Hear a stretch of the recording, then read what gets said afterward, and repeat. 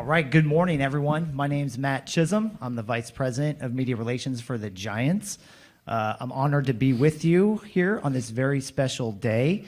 I'd like to welcome everyone with us here at Oracle Park, as well as those watching on sfgiants.com, sfgigantes.com, the Giants YouTube channel, NBC Sports Bay Area, and those listening on KNBR. Last week, the Giants officially announced that Tony Vitello has been named the 40th manager in Giants history. Tony, welcome to San Francisco. Thank you. It's a privilege to have you. We'll take it.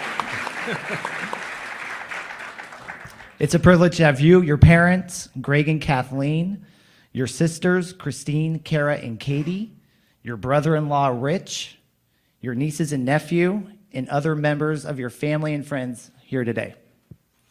Also with us today on the dais is Giants President of Baseball Operations, Buster Posey, and Giants General Manager, Zach Manassian. I'd also like to recognize in attendance Giants Chairman, Greg Johnson, Giants President, Larry Baer, and members of the Giants front office that are here today. Also, we have the three Kuiper brothers I would like to acknowledge. Jeff, Dwayne, and Glenn are here today. Welcome, you guys. And now it's my pleasure to turn things over to Buster Posey. Thanks, Matt. Good morning, everyone, and thank you for being here today. Today is a very exciting day for our organization as we welcome Tony as the new manager of the San Francisco Giants. You know, when we first started talking to Tony, it was abundantly clear that he's a natural leader.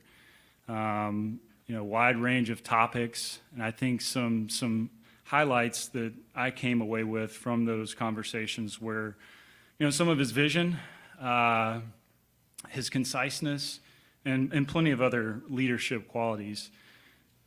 I think where it really took off for me is when you start making phone calls and you talk to so many different people that have come into contact with him for years and years and been in his world, and you start to hear some of the attributes. And conversely, Tony had a lot of conversations with people in our own organization, and the feedback was all the same.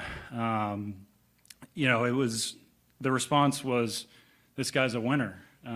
He has a vision to be great, and not just for himself, that's going to rub off on those around him. There's an expectation that he'll get the best from everybody that he comes into contact with. Tony's a teacher, he's a motivator, tireless worker, and someone who understands how to build culture. We believe his leadership is not only going to impact our clubhouse, but it's also going to impact our organization and our entire fan base as well.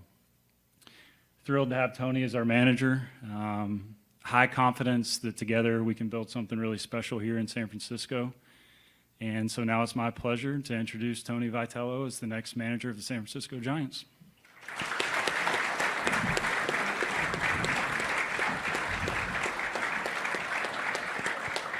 Thank you, sir. Appreciate you.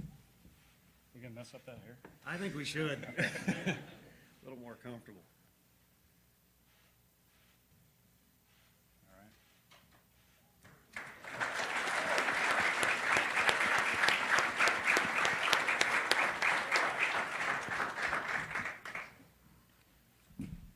Tony? Yeah.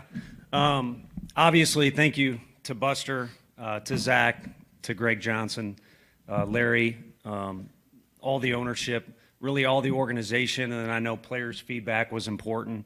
That's kind of where my whole deal has started, is with players. Gavin Keelan, who some of you may know, was fortunate enough to be a first-round pick here, and that's where some of those conversations exist between the college level and the pro level. And obviously, something all those players are aspiring to do is make it to the big leagues. And as this process has gone on, it's been funny. I've gotten a lot of text messages about living out your dream, or somebody said, when you have baseball cards when you're little, which I still have some. I don't know if they're worth anything or not, but did you dream or you dreamed of being this? I never dreamed of being a Major League Baseball player. I don't know why. My skill level wasn't very high. I think it was just so far above the clouds that I never even saw it. And for me as a coach, I was just kind of trying to make my way. I got thrust into a position at a young age that I probably didn't even deserve. So I was just trying to do a good job. And fortunately, it helped get me to the next spot and the next spot and the next spot. And eventually this did become a dream, where I just kind of decided if it was, if I was blessed enough to receive an opportunity, this is something I wanted to do before I was done coaching, in general.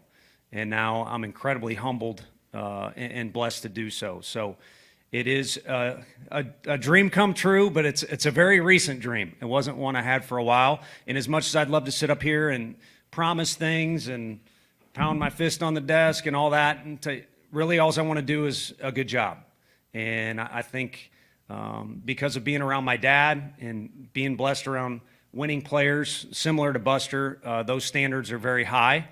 And I have spent I know it'll be a question later, I have spent some time around this organization, either as a fan or just watching or again through business ways. I'm fully aware of the tradition that's here and the excellence that's been brought by managers like Bochy, Dusty Baker, the toughness from guys like Baumgartner and Romo, the loyalty, which is incredibly important, word to me and my family, which is epitomized by the guy to my right, and the records that have been set by guys like Bonds and Mays and Lincecum and everybody else. And then, the one thing that always got to me was the family, the sense of family that was a part of this organization. And one of the players I coached came up during Hunter Pence's playing days and just talked about how good that guy was to everybody in the organization, especially younger aspiring players and rookies. So there's a lot to learn from the past, and there is very high expectations, very high standards to meet because of the past. And this is a challenge that's been presented to me, and again, I'm humbled and honored to be here in front of you today to take on that challenge.